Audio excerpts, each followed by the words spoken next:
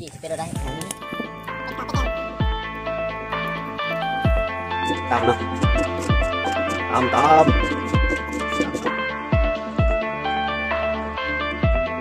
ผสมกันมีหัวไทยเลยหัวลบรสชาติ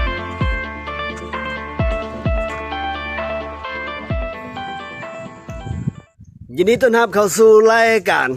วิถีชีวิตแบบเมนูบ้านๆมื้อนี้เฮาสิมาเฮ็ดบ่บอกเฮ็ดหยังบ่บอกเนี่ยเพิ่นได้ผู้สวยคนรอบอกก็ได้อะมื้อนี้เฮาสิมาเฮ็ดเป็ดหันหนังกรอบเฮาก็ตำเนาะมาตามเครื่องเทศหรือเครื่องปรุงเห็นบ่วะเนี่ยตำเนาะตำ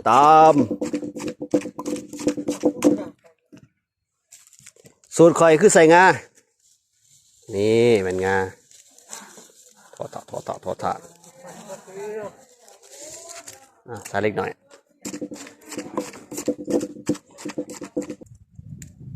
นี่ถ่ายตอนนี้เป็นอะไรเป็ดกรอบเป็ดเดิมเพิ่มเติมคือความแซ่บนะมันก็ดับได้วัน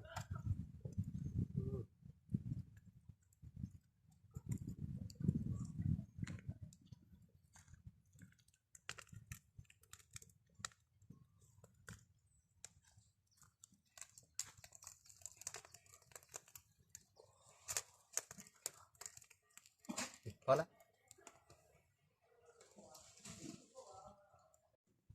มาฮอดขั้นตอนนี้เนาะเฮาสิมาเฮ็ด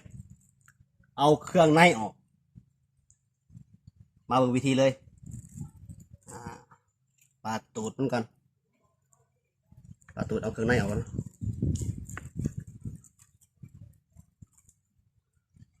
โอ้มันไข่บ่นี่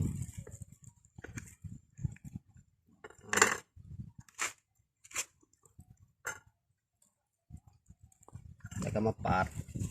อันนี้อีกรอบสองเพื่อเอานี่เป็นเท้าดึงมามันจังสีบ่มีใส่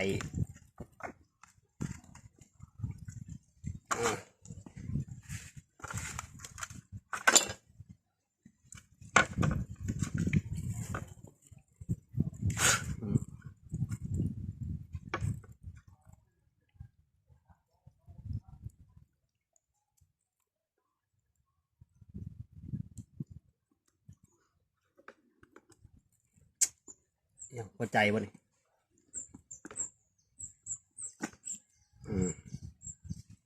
ใส่กับตับนะ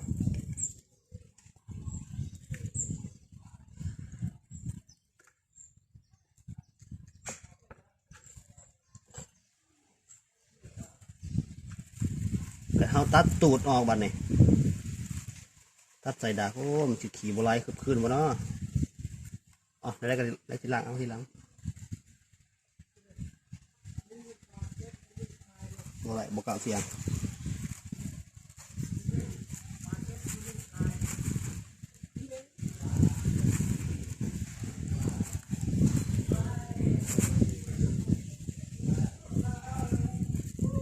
เอาขี่ออกก่อนนี่ขั้นตอนนี้เอือบบ่เอาลายเนาะเอือบทาแม่งเลยทาเลยกัดเขาดำก่อน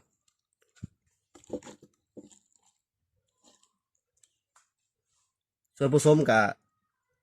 มีหัวชิงไข่งาน้ำปลาปักพริกข้าวคั่วบ่มีเนาะงัดเขาเลยข้างในเลยทาแม่งเลย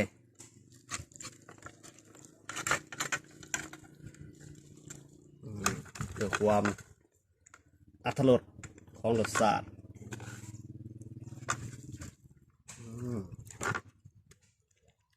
โอเคละใครเป็นคน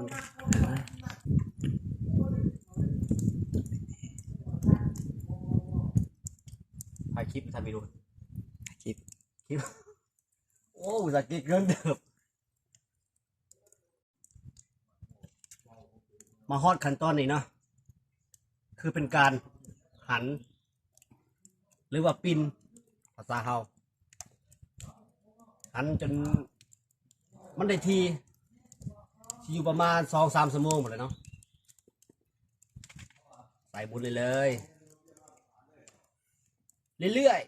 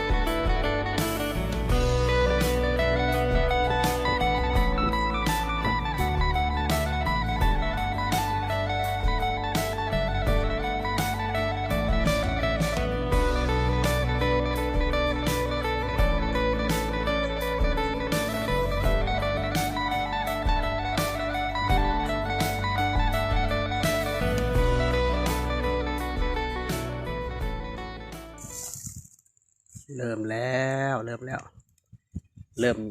ใกล้แต่เวลาแล้วจับมอจอจันเข้ามาแล้ว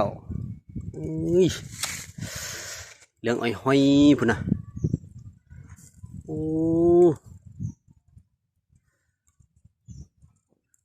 เกยโอ้เป็ดหันพี่น้องเป็ดหันใส่หันขัวเป็ดอุตัยเกือบตกเป็ดหมุนบุ้ยเลือกเตยอยู่แบบนี้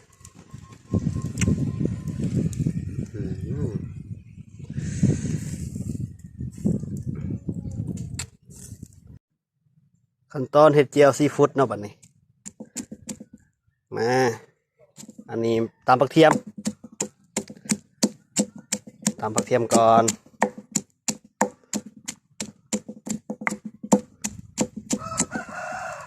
ต่อด้วย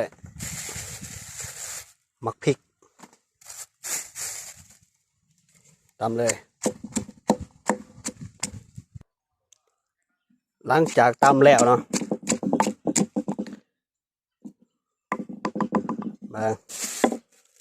มันต้องมี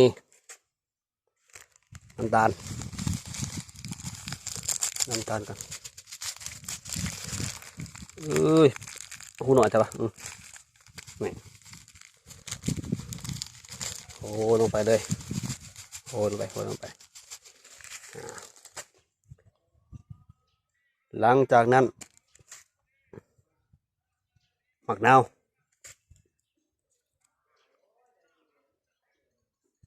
มีบางนาวใส่เนาะน้ำลายแตกพูๆเลยเว้ย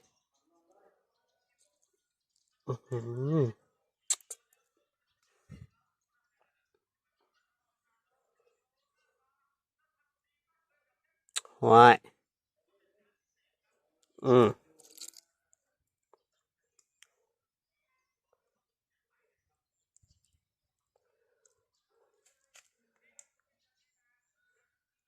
2 หมากเนาะหมากนาวนี่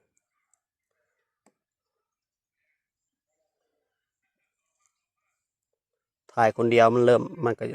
บ่อยากโอ้ปานใด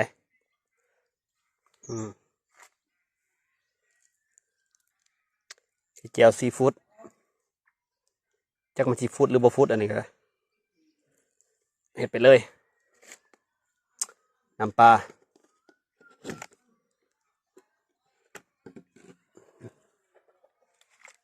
ตัวใส่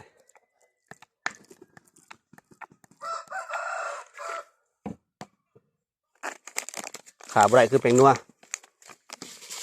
โอ้ลงไปเลย มาตำกะใส่เนาะ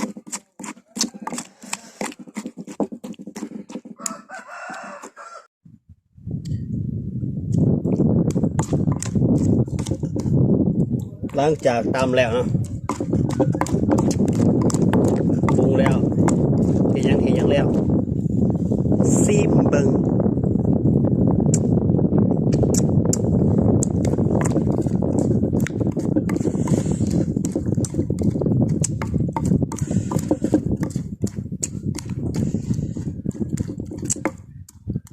โอ้ขาดยังวะ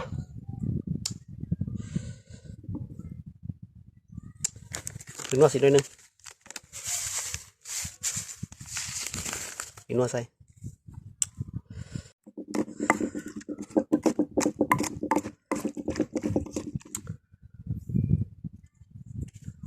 น้ำปลาให้จังหน่อย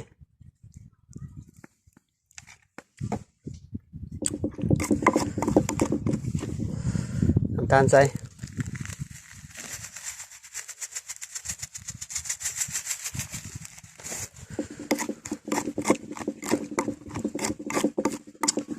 โอ้ย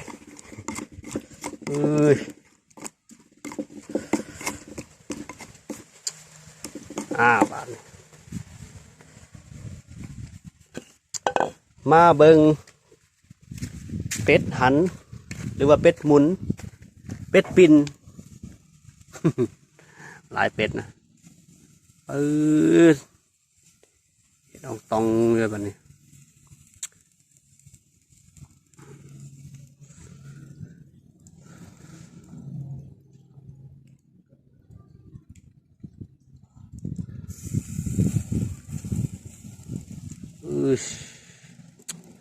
โอ้ยปลาราคาตัวอีกตัวเดียวเนาะ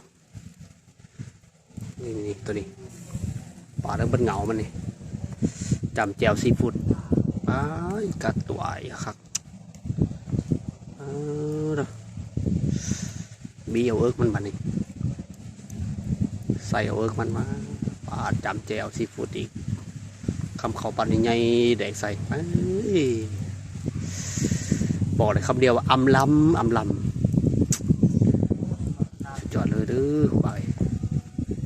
สุดยอดเป็นหันสบายดีพ่อแม่พี่น้องอีกเทื่อหนึ่ง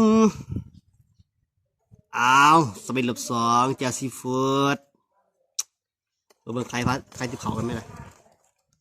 บุยขั้นตอนรอคอยมาก่อนเด้อ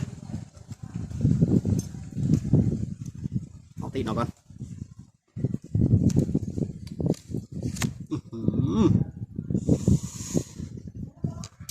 ใจขาดในนอนบัน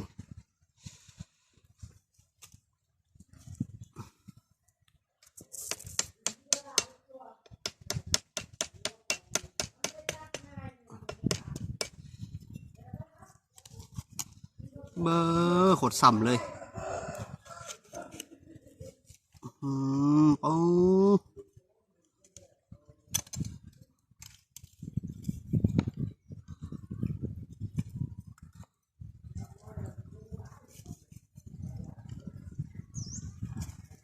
นี่ขออนุญาตบีนะเพื่อน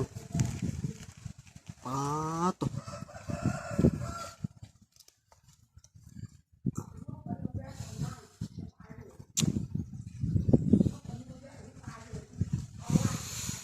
เนี่ยบวกกับแจ่วซีฟู้ดเฮ็ดเอง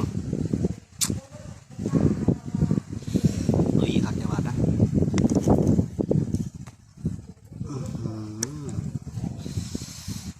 สั่มเลยกัดมาเบิ่ง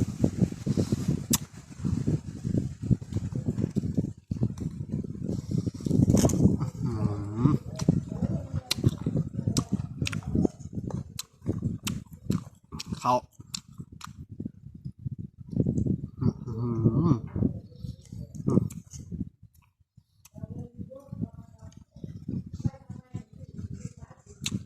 รสชาตินี่หอมๆเนาะ หอมงาออกแบบหวานน้ำตาลเนื้อนี่แบบนุ่มๆเนาะแบบซ้ำๆอีกก่อน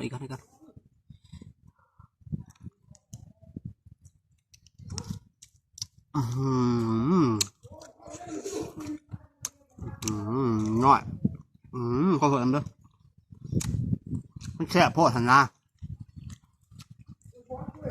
โอ้ย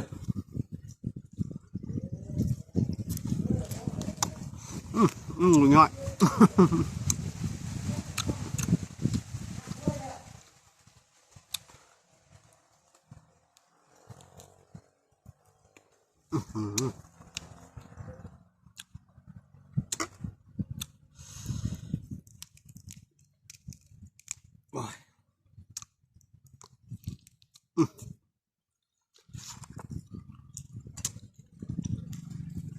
เบิ่งปาด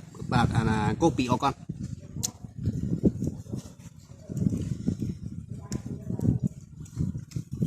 โอ้ย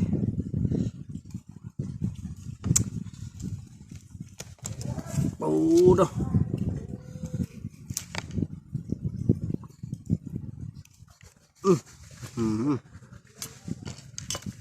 โคตรสุดเลย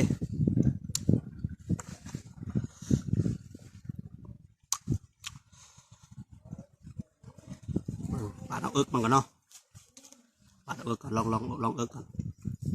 เอิกที่ว่าเป็นส่วนที่ว่าหนาที่สุดของเป็ดนะมันสีสุกหรือบ่สุกโอ้ยพอดีทอน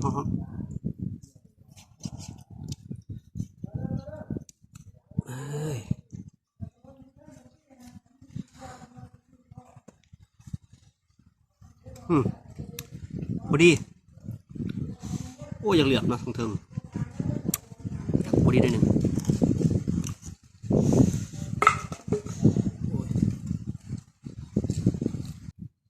นี่แมนเอิกมันเนาะหน่อยซาเลยบอกแจ่วซีฟู้ด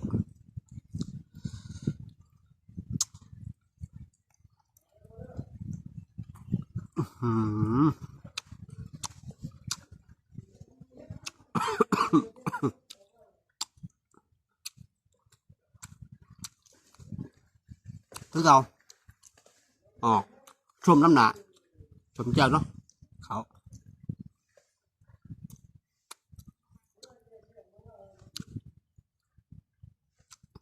khi man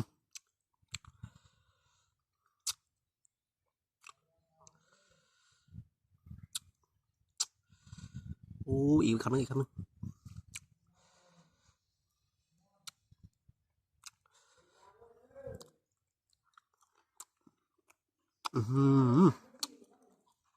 thức chát đi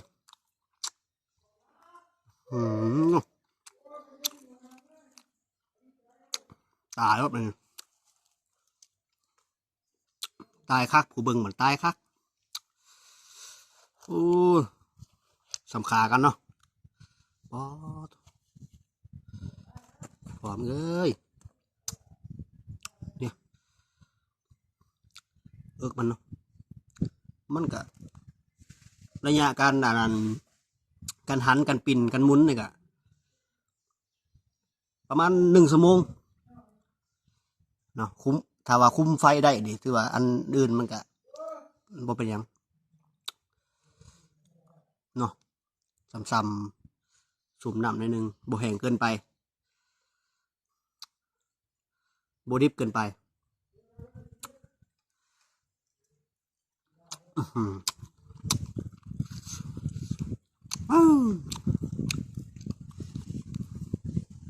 โอ้ยนี่เดี๋ยวก่อนเด้อ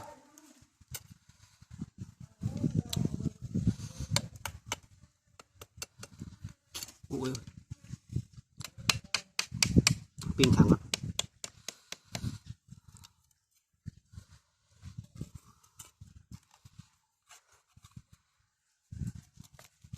โ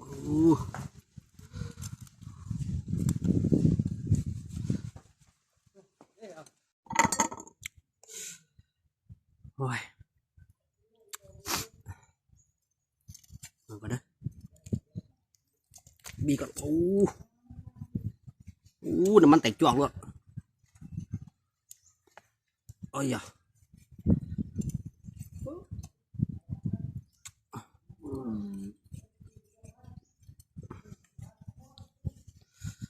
โอ้ตัว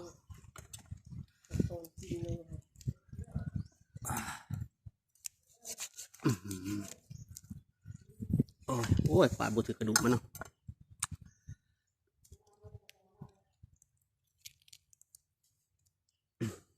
แบบนี้แหละนี่เนาะแบบนุ่มๆซ้ำๆกล่องมันบ่อยากโฟกัสมันจะได้ละอ้าวนี่แหละชัดเจนนะมองไหน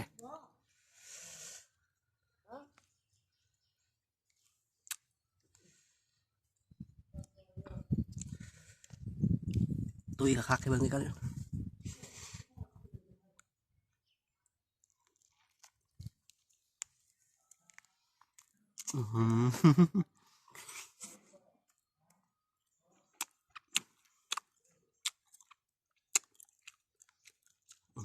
ขอม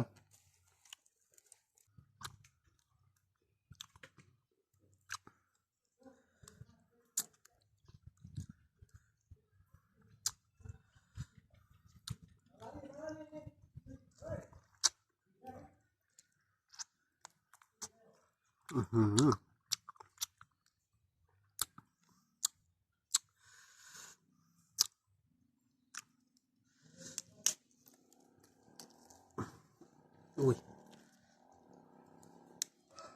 อุ้ย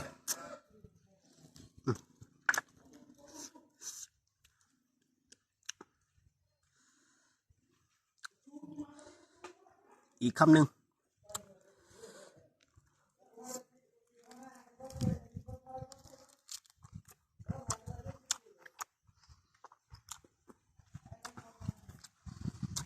ขอโทษเลยง่ายปากง่ายข้างไปเนี่ยโอ้แซ่บครับอ๋อ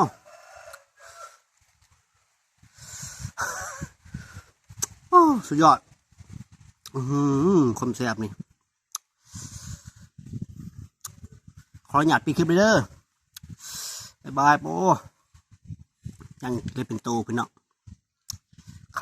ขากแห้ง